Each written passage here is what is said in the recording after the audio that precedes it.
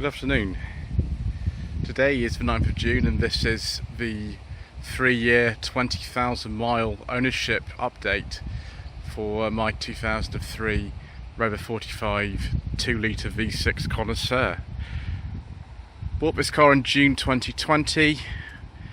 I think I'm the third owner actually of this, and this is a rare car. It's not as rare as my Volvo 460 GLE, but it is quite a rare car. There are about 55 or something like that, 45 V6 still on the road, out of a production line of about 700 were made between 2000 and 2004. It's got a 2-litre KV6 engine developing 148 horsepower. The 400 was a development of the car called a Honda Demani, which was launched in Japan in 1992. The 45 is an evolution of the HHR type of 400. This saloon variant of the 400 HHR related to the 45 was unique to Rover. The Demani, which is basically a sort of EG Honda Civic with a slightly different body. There was a saloon version available of that, but it looks completely different from this. It's not at all the same. This, I think, is a much more stylish car than one of those is. This is the pre-facelift model. The facelift occurred in 2004. This is the 2003, and it's a post-project drive car. There's lots of little differences between this and the earlier ones, and unfortunately some of them are not for the better. Some of them, though, such as the Euro 4 compliant engine, which came in 2002, are actually for the better, because this car is ultra-low emission zone compliant in London, which is great, because from August you won't be able to go into that zone in a car that's not compliant with it. The zone will cover the whole of London, which is really annoying, but there we go, never mind. So we'll just have a look inside. Had a lot of things done to this car. One of them is the air conditioning. I've had that regassed twice. It didn't work when I got the car. It didn't work for a few months earlier this year, but it does again now. I get that done at a company called LC Diagnostic, which is in Southampton. Also got a change from when I bought the car. The car had a Becker sat-nav unit in it, which is why there are no steering wheel controls in it. The cars with the Becker sat-nav units didn't get the steering wheel controls, but because this is a V6 Connoisseur, you do get cruise control, which is a very, very rare thing on a 45. I think it was a very expensive dealer option on some late HHR 400s and some 45s, but I've never seen another 45 apart from a V6 with cruise control. Got the white dials because it's a post-2002 car. I quite like these actually. Two very common things on these are the baggy door cards, which you can see here, and also the clock, which while it doesn't work, it really never has worked. Glove box is big enough for secret mission documents and other things. One very unusual thing about this car is the service book is exactly the same as the owner's handbook. They're the same thing, which is really, really odd. I don't know any other cars like that apart from these other MG Rover products. We've got some fake wood. If this was a pre-Project Drive car, Project Drive was MG Rover's attempt to save money and survive as a company, which failed, of course. There would be wood on the actual door cards themselves as well, but there is no wood. It's not real wood anyway, it's fake plastic wood, but there we go. Facelifted 45s do have a different dash in them, but that tends to crack and things like that. This one, I think, is a bit more solid. Down here, heated seats, of course, the cigarette lighter and ashtray, and I've actually got a spare ashtray for this as well. The door pockets aren't very big, as you can see. You can't really hold very much in them, which is a bit of a shame. We've got the latest seats in these. These are simpler seats than the original ones in 45s, which looked a bit more like a Rover 75. But you know, it's fine. That button there, by the way, on the dash is actually for the winter mode and the automatic gearbox, which is virtually never used. The only transmission available in the 45 V6 was this Jatco 5-speed auto. You couldn't get a manual, you had to buy an MG ZS 180 instead. These stalks date back to the early 1990s. They are very similar to the ones used on the Honda Demani, although swapped. I think the Demanis had the indicator on the right. And then there's, you know, things like this ventilation control up there. That's straight out of an EG Civic.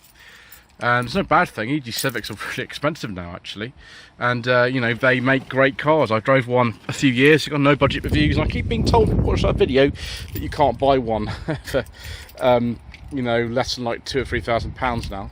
Got original mats in here, of course, as well, which is good. I've had these tyres changed since I bought the car. All the tyres needed changing.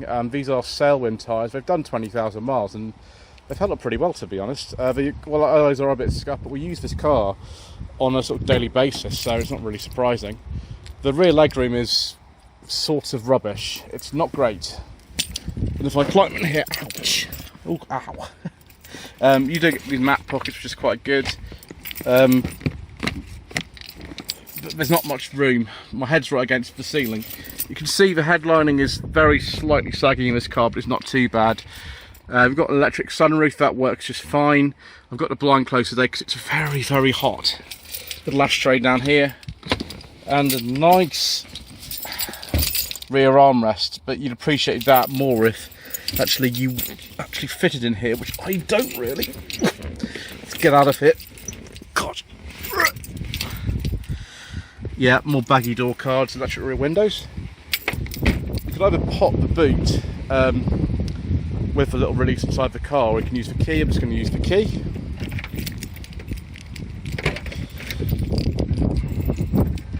You can fit loads and loads of stuff in here. It's quite a big boot, actually. You can also fold the rear seats. I don't tend to. We've got all kinds of sort of bits and pieces in here, including a mini fridge, which is amusing. And then my Panama hatch on the back shelf, because I'm going to be needing that tomorrow when I go to Ian Seabrook's social event, which is quite close to where I am here in Swindon. It's about half an hour from here. Right, let's well, take a look at the engine and talk about more what has been done to this car. So this is a 2-litre KV6 engine, developing 148 horsepower. It's transversely mounted V6. The spark plugs on this, as you can see, are quite easy to reach at the front, less easy at the back, but it's much easier than on a 75, although 75 is a much bigger car. Although this car was never designed for this engine originally, the Honda D series and B series engines were the ones that the car was originally designed for when it was you know, being developed in the early 90s, and you know, this is just a further development of that, really. 2 stages on. First of all, the 400HHR, which was produced until 2000, and then this car, which launched in January 2000, the 45. It actually fits okay in here. I had a thermostat housing replaced twice, first with a sort of plastic one, and then with a metal one from DMGRS. In fact, let's have a word from our sponsor, shall we?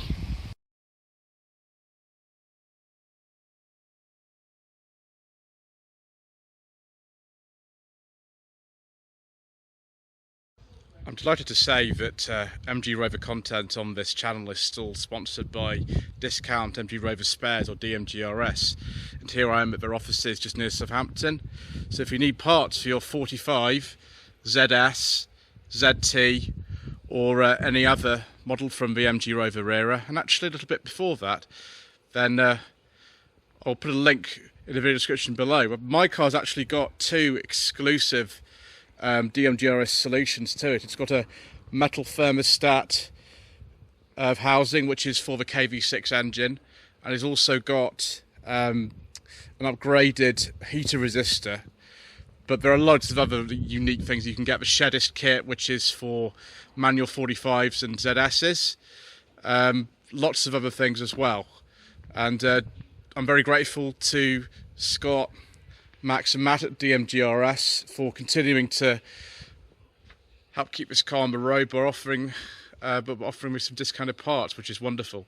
So don't forget to visit DMGRS by clicking the link in the video description below. So there we go, viewers. Yeah, the metal thermostat housing I have in this is called the Kaiser thermostat housing. DMGRS actually supply that themselves. Ever since I've had that, I've had very few problems with it. As you can see, my coolant level is fine. These engines are notorious for blowing thermostat housings. I've also had the auxiliary belt replaced in this.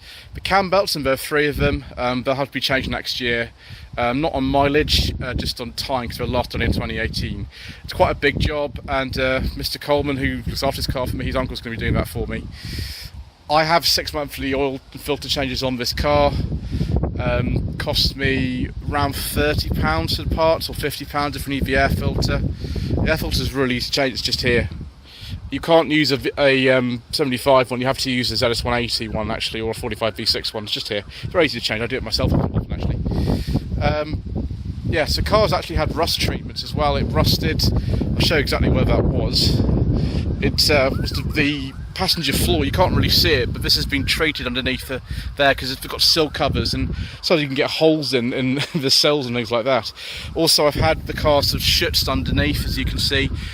These originally would have been silver underneath the rear arch. It's actually black now because of the schütz on it. So it's good to run for many more years to come, I hope.